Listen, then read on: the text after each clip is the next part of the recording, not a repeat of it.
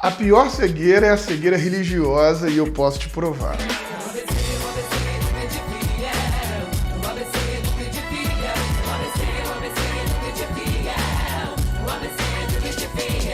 Fala comigo, tudo bem? Eu sou o Felipe Gibran e esse é o ABC do Crente. E hoje nós vamos falar sobre aquele caso do cego de nascença. Eu era cego e agora vejo. Antes de mais nada, quero falar para você sentar o dedão no like, se inscrever no nosso canal, ativa o sininho aí para você receber em primeira mão tudo aquilo que nós estamos fazendo. Você também pode deixar os seus comentários aqui, fazendo sugestões de temas, perguntando, dando dúvidas, contribuições, discordando da gente. Nós sempre estamos lendo os comentários e respondendo tudo. E quem sabe até a gente possa começar a produzir algum conteúdo a partir do seu comentário, daquilo que você pediu para que a gente pudesse fazer. Hoje eu vou conversar com vocês sobre um texto que está lá em João 9. O capítulo 9 do Evangelho de João começa com uma acusação grave. Uma acusação grave contra a cegueira da instituição religiosa. Para a instituição religiosa, o bem da doutrina, do cumprimento da lei, é muito mais importante do que o bem do ser humano. Então, qual que é o contexto do João 9 para a gente conversar sobre cegueira aqui hoje? Jesus foge do templo após uma tentativa de apedrejamento dele. Então ele sai do templo, mas assim que ele sai do templo, ele encontra com as pessoas que não podem entrar no templo. Então Jesus encontra com os excluídos. E assim começa João 9, Jesus fugindo de um apedrejamento e encontrando lá fora com aqueles excluídos que não poderiam entrar no templo. No grupo dos excluídos está um homem cego de nascença. A cegueira não era considerada uma doença. A cegueira era considerada um castigo, uma maldição, enviada por Deus para castigar homens e mulheres pecadoras. Então a religião sempre tem isso. Para desculpar Deus dos males, acusa o ser humano. Por que existe o mal? Porque o homem comete um pecado, então o Senhor o castiga. Essa é a ideia da religião. O mal só existe porque o homem pecou. Então os discípulos perguntaram a Jesus: Mestre, quem pecou para que ele nascesse cego? Ele ou seus pais? Portanto, está implícito nessa sociedade que a cegueira ela vinha em razão da consequência do pecado. Não havia dúvida, o problema era saber quem havia o pecado, se o indivíduo ou se os pais. E aí Jesus exclui absolutamente qualquer relação entre o mal, pecado e punição de Deus. Jesus disse, Jesus respondeu: nem ele nem seus pais pecaram, mas isso serve para que as obras de Deus se manifestem nele. Jesus vai continuar a obra criadora de Deus ao curar esse cego de nascença. Jesus vai dizer: eu sou a luz do mundo. Ele cospe no chão, faz lama com a saliva, coloca sobre os olhos do cego. Esses são os mesmos gestos que estão na memória do povo de que fez o Criador lá na criação do primeiro homem. Então é como se Jesus estivesse dizendo que ele continua a obra criadora do Pai. Na memória daquelas pessoas excluídas que estão na porta do templo, ao ver Jesus dizer que ele é a luz que faz o barro e transforma as coisas, as pessoas vão ter a memória de que, olha, de fato, ele é criador, como Deus é o criador. Depois de fazer isso, Jesus envia o cego para a piscina de Siloé, uma piscina importante de Jerusalém, que significa enviado. Então, o evangelista João está enfatizando de que ele está enviado, Jesus está enviando um cego que recupera a vista. Na verdade, Jesus tinha até dito de si mesmo: eu sou a luz do mundo. E de fato, por ele ser a luz do mundo, o cego se lavou e voltou enxergando. O cego limpou os olhos e voltou vendo. Mas aí começam os problemas para esse cego. Depois disso, de voltar enxergando, de se lavar na piscina de Siloé, o cego começa a ter muitos problemas. Ele não é reconhecido pelos vizinhos. Uns dizem que é ele, outros dizem que não é. Mas como é que é possível não reconhecer esse cego, né, gente? A única coisa que aconteceu é que ele passou a ver. Mas é que as suas feições foram alteradas. Não é que simplesmente ele passou a ver. Não é que simplesmente ele era cego e agora ele passou a ver. Não, ele recuperou a dignidade, ele recuperou a alegria. Então ele passa a ter uma energia diferente. Ele passa a não ser reconhecido. Porque quando uma pessoa encontra com Jesus, ela ganha uma liberdade tal, uma dignidade tal, que ela não consegue mais parecer como antes. Mesmo que fisicamente ela seja parecida, mas o espírito, a alma é outra. Então agora ele é o ex-cego. E ele tinha que falar para todo mundo: Sou eu mesmo. Mas na melhor tradução, o justo seria afirmar que o cego estava dizendo eu sou, justamente o termo que reivindica o nome de Deus. Então o cego estava dizendo para todas as pessoas, né, eu sou. O cego estava dizendo para as pessoas que ele também tinha se tornado filho de Deus, assim como Jesus. Ele tinha recuperado a dignidade. Por quê? Porque ter a característica divina em nós é expressar a liberdade, é expressar a dignidade, é expressar essa alegria tão gigantesca, é expressar essa fonte de vida, essa energia de vida tão gigantesca que as pessoas nem nos reconhecem. Por quê? Porque sermos libertos da opressão, passar a enxergar, termos os olhos abertos da cegueira, faz a gente ser gente com dignidade, faz a gente ser gente por outros lugares. Isso muda a nossa existência. Mesmo que fisicamente a gente seja os mesmos, o espírito mudou, o ânimo de vida muda quando você sai de um espaço de opressão. Mas daí em diante, o cego passou a ter muitos problemas e passou a ser interrogado todas as vezes. O cego vai ser interrogado aqui 7 vezes. Por 7 vezes vão perguntar para ele, mas como é que abriram os seus olhos? E esse é o tema do trecho desse evangelho que nós estamos discutindo. Abrir os olhos era um sinal de libertação que o Messias que iria trazer, né, para libertar o povo oprimido. Mas só que aqui nós temos um fato. Um cego recuperou a visão. É uma coisa boa. Mas o povo não pode ter opinião própria. O povo deve estar sempre submetido ao que pensam as autoridades religiosas. Então, a metáfora que está sendo dita é que Jesus vai abrir os olhos do povo. Jesus é esse que vai continuar a obra criadora de Deus e, por continuar a obra criadora de Deus, vai tirar as pessoas da opressão e vai abrir os olhos. Só que isso, para os religiosos, é terrível. Por quê? É a religião, as autoridades religiosas, são elas que decidem o que é bom e o que é mal para o povo. Então, esse paralelo, o Messias que vem para abrir os olhos do povo, para libertar das opressões, vai conflitar com aquela comunidade religiosa dona do povo, que decide o que é bom e o que é ruim para o povo. Então, o texto vai dizer que os judeus levaram aos fariseus o homem que tinha sido cego. Os fariseus, os líderes espirituais do povo, eles é que pintam o verdadeiro problema. Ora, eles vão falar, hoje é sábado. Como assim Jesus fez a lama e abriu os olhos do cego no sábado? Para quem não sabe, o dia do sábado, respeitar o sábado, era o mais importante mandamento. O grande mandamento. O primeiro mandamento não é amar a Deus sobre todas as coisas. Não, o maior dos mandamentos, o grande mandamento, é guardar o sábado. Esse mandamento é tão grande que o próprio Deus cumpre o mandamento. O próprio Deus descansou. Então, no sábado, você tinha 1521 proibições, 1521 ações que não poderiam ser feitas no sábado. Entre elas, fazer barro, que era a maneira de trabalhar na construção civil. Entre elas, curar doentes. Então, Jesus, no sábado, ele promove 2 grandes transgressões. Fazer o barro e curar doentes. Grande maioria dos milagres de Jesus acontece no sábado. Então não cai nessa esparrela, nessa mentira de gente que fala para você assim, não, Jesus veio para cumprir a lei, Jesus cumpriu todas as leis, Jesus não veio. Mentira, Jesus descumpriu quase todas as leis das quais ele podia descumprir. A começar que a grande maioria dos seus milagres aconteceu no sábado, quando era proibido, desrespeitando a mais importante lei daquela cultura, que era guardar o sábado. Então, os fariseus novamente perguntam, como é que foi, a segunda vez já que está interrogando o cego, como é que foi que recuperou a vista? E logo deram a sentença. Esse homem não vem de Deus, porque ele não guarda o sábado. Para os fariseus, vir ou não vir de Deus depende do cumprimento da lei. Para Jesus, o contrário. Vir ou não vir de Deus vai depender da sua atitude em relação ao ser humano. Para os fariseus, o único critério, né, de demonstração de relação com Deus é se você cumpre a lei, o mandamento, as cartilhas. Para Jesus, o único critério do cumprimento da lei ou não é como você lida com o ser humano. Inclusive, entre os próprios fariseus, há uma divergência. Uns perguntam, como é que pode um pecador fazer tal coisa?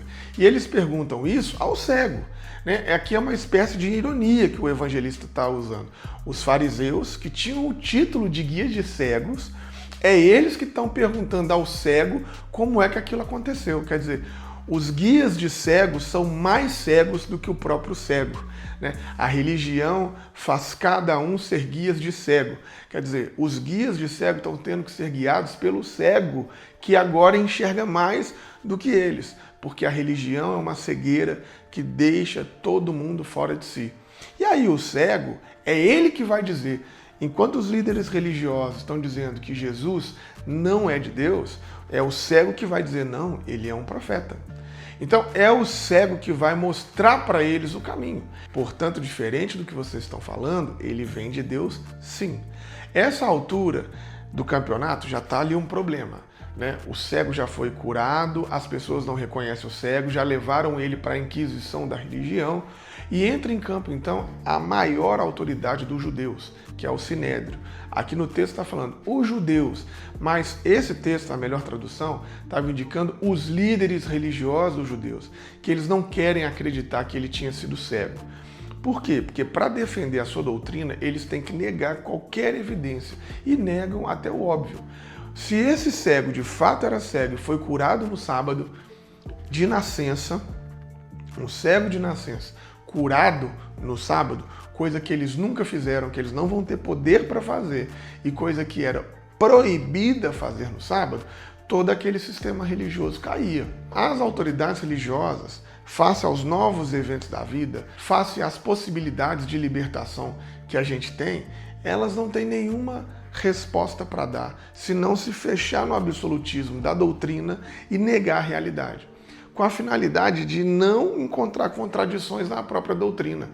Então, a religião, ela não está preocupada se você está melhorando, se você está desenvolvendo, ela não está preocupada se você está se libertando, se você está vivendo o processo de libertação. A religião não está preocupada se você está tendo vida plena, se antes você era cego e agora você consegue ver, se antes você era excluído e agora por ver você faz parte daquela vocação cívica, social. A religião só quer saber de a nossa doutrina não pode ter falhas. Vamos eliminar qualquer um que apresente críticas à nossa doutrina. E é por isso que agora a religião vai passar a intimidar o cego e os pais do cego. Então vão até a casa do pai do cego, dos pais do cego, e passam a intimidá-lo. Passam a intimidar, a interrogar os pais do cego. E aí eles vão falando, seu filho nasceu cego. Os pais responderam de uma forma que parece até um pouco covarde. Não sabemos, interrogai-o, ele é maior de idade, ele pode falar por si mesmo. Mas por que eles estão respondendo assim, né? Por que os evangelistas estão respondendo assim? Os pais responderam desse jeito porque tinham medo das autoridades judaicas. De fato, os chefes religiosos já tinham combinado de expulsar da comunidade qualquer um que declarasse que Jesus era o Messias. Ser expulso da comunidade não é só simplesmente ser expulso do lugar de culto, não. É uma grande perda social. Significava a exclusão da vida cívica, a exclusão da vida social. Os expulsos da sinagoga, você tinha que manter distâncias dele de 2 metros. Então, quer dizer, não ia poder comprar, nem vender nada, trocar nada, não podia trabalhar em lugar nenhum. Quer dizer, ser expulso da sinagoga era a morte civil, era o isolamento, era ir morar no deserto. Então, os pais do cego estavam com medo de afirmar que o cego foi curado e, com isso, eles estarem afirmando que Jesus era o Messias e sofrer as consequências. Então, os chefes dos judeus passam, diante da resposta dos pais, a chamar o próprio cego. E aí, ele que era agora alguém que recebeu uma graça, passa a ser um culpado. A religião sempre culpabiliza as vítimas. A religião não consegue ficar feliz com o seu resultado, com a sua felicidade, com a sua vitória. A religião não quer saber de você. A religião só serve para servir a si mesma. E aí os donos da igreja, os chefes dos judeus, fazem ele fazer um juramento. A expressão "dá glória a Deus" é uma fórmula para significar que ele está diante de Deus e que ele precisava de confessar toda a verdade, mesmo se isso fosse desvantagem para ele ou prejuízo para ele. Essa é a cultura, né? Quando você, naquela cultura, falava "dá glória a Deus", significava isso. Olha, a partir de agora você não pode mentir. né? E aí vem a sentença que os fariseus, divididos entre si, dão a ele. Eles diziam que Jesus era um pecador e eles diziam o seguinte: como pode um pecador fazer tais sinais? As autoridades religiosas nunca têm dúvida. Para ela é sempre claro, esse homem é um pecador. E aqui a gente percebe toda a ironia que o ex-cego responde, né? Usa ao responder. Ele fala assim: olha, eu não sei nada da teologia, eu vou falar da minha experiência. E aí, de fato, o cego diz: se ele é pecador ou não, eu não sei. Isso não é mais um problema meu, isso é um problema de vocês. Eu só sei que eu era cego e agora eu vejo. Isso ele pode dizer. Por quê? Porque ele está falando pela própria experiência. Então, o cego está dizendo: vocês estão dizendo que ele é um pecador. Eu não dou a mínima importância se ele é pecador ou não. Isso é coisa de vocês, da religião, da teologia. Para mim, a minha experiência com ele, o que aconteceu, foi muito positivo.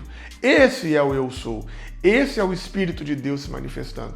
Não importa se você é pecador ou não, não importa a classificação que a religião te dá. O que importa é a experiência que você teve com a espiritualidade. Foi libertadora?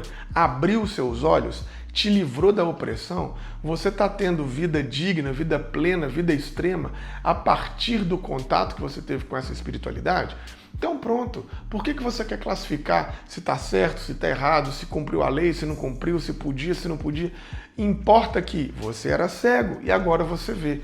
Essa é a espiritualidade que Jesus está dizendo. O evangelista está falando aqui, a primazia da consciência é mais importante do que qualquer doutrina. Mesmo que fosse uma lei divina, o bem e o mal decide o ser humano com base na própria experiência, não com base na doutrina. O que decreta o que é bom, o que é ruim, não é o cumprimento da lei religiosa, mas sim aquilo que produziu bem ao humano, aquilo que aumentou a vivência humana. Então, o cego, o ex-cego, ele não entra em disputas teológicas, mas ele fala da experiência dele. Olha, contato com Jesus me trouxe mais humanidade, me trouxe mais dignidade. E é isso que nós temos que pensar sobre as lógicas da religião.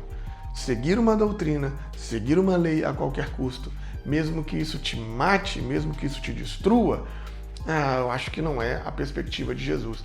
Jesus não está nem um pouco interessado se você está cumprindo regra, não está, doutrina, não está. Jesus está interessado no seguinte: meu contato com você ampliou a sua vida?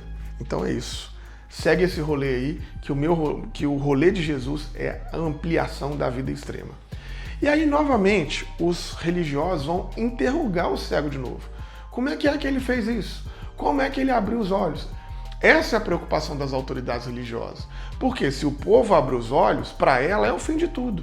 É a máxima ironia.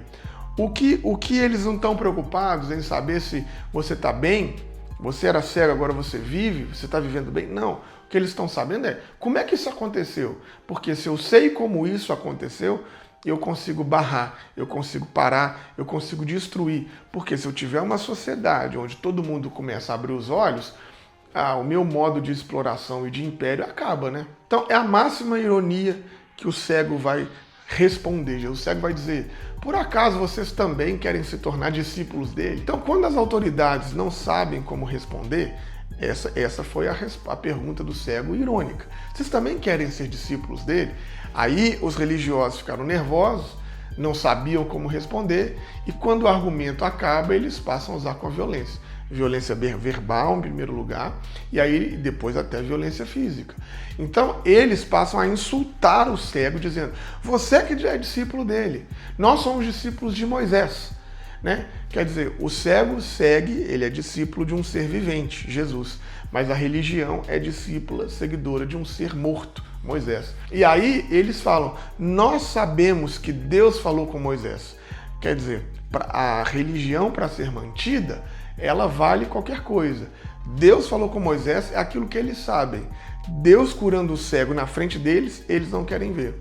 E em seguida eles vão usar então um termo depreciativo nos evangelhos, porque eles nunca nomeiam Jesus, eles nunca falam o nome de Jesus, é sempre depreciativo. Então ele fala assim: nós sabemos que Deus falou com Moisés, mas esse aí nós não sabemos de onde é. Então é o termo depreciativo aqui, né? E aí vem o bom senso do ex-cego. O bom senso do povo é mais real e a parte mais importante dos valores do que a doutrina. Ele faz um raciocínio muito simples, um raciocínio espantoso. Olha só, jamais se ouviu dizer que alguém tenha aberto os olhos de um cego de nascença. Se esse homem não viesse de Deus, não poderia fazer nada. O que o cego aqui está dizendo é o óbvio, né? Nunca na história a gente ouviu que um cego de nascença foi curado. Eu sou um cego de nascença e fui curado. Como que Jesus não vem de Deus, né? Então, as autoridades religiosas, ao ouvirem isso, não conseguem lidar e aí passam a replicar e usam a violência. Aí as autoridades religiosas dizem assim, mas você que nasceu em pecado, ou seja, reforçando que a cegueira era o pecado, você está tentando nos ensinar, e aí os donos da religião expulsam eles da comunidade. Por quê? Porque os religiosos não querem aprender, só querem ensinar. O pobre e cego de nascença deveria voltar a ser cego para a religião. Para quê? Para que a religião tenha razão. Então, na cabeça da religião, se ela tiver que retirar os seus olhos, se ela tiver que matar você, se ela tiver que acabar com a sua vida, para que aquela formulação religiosa idealizada, legalista, escrita para que a cartilha seja completa e que ela se encaixe direitinho e funcione, eles vão matar você. Por isso você vai ver tantos casamentos destruídos, tantas pessoas destruídas, para quê? Para caber no pacote ilusório da religião. Para colocar a religião, para salvar a religião, eles vão inclusive colocar você no espaço de pecador, de impuro, e vão expulsar você daquele encontro da espiritualidade. Então, o cego encontra Jesus e o recebe. E ele dá total adesão a Jesus. É o trecho que termina com essa sentença severa de expulsão do cego. Mas essa expulsão do cego faz ele estar com Jesus.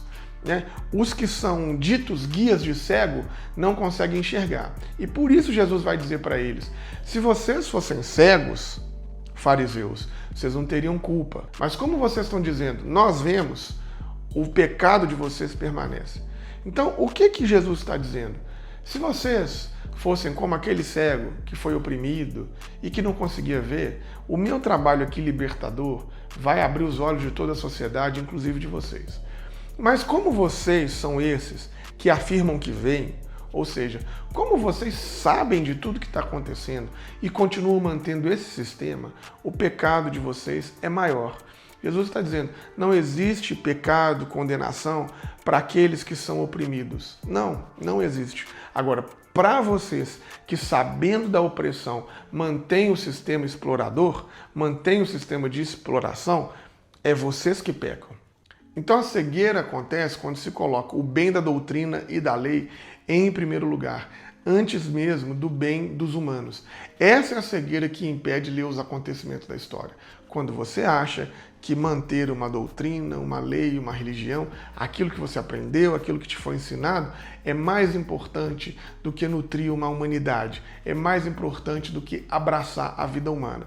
Então, o cego viveu pensando que cumprir a lei, cumprir a doutrina, era a maneira de viver. E talvez até aqui, agora, você achava que seguir uma cartilha de determinações da religião era aquilo que justificava a sua espiritualidade. Você estava cego até esse presente momento. A partir de agora, você pode ter os seus olhos abertos de entender que não é cumprir uma doutrina, cumprir uma lei que faz você ter espiritualidade, que faz você ter vida. É como você se humaniza, como você é humano e como você proporciona mais humanidade para as pessoas que estão ao seu redor. Simples, mas revolucionário. Aquele abraço, falou, valeu. Você que está assistindo a gente, ajude a gente a manter esse projeto. Não lida com a gente só da lógica de consumo de conteúdo, não.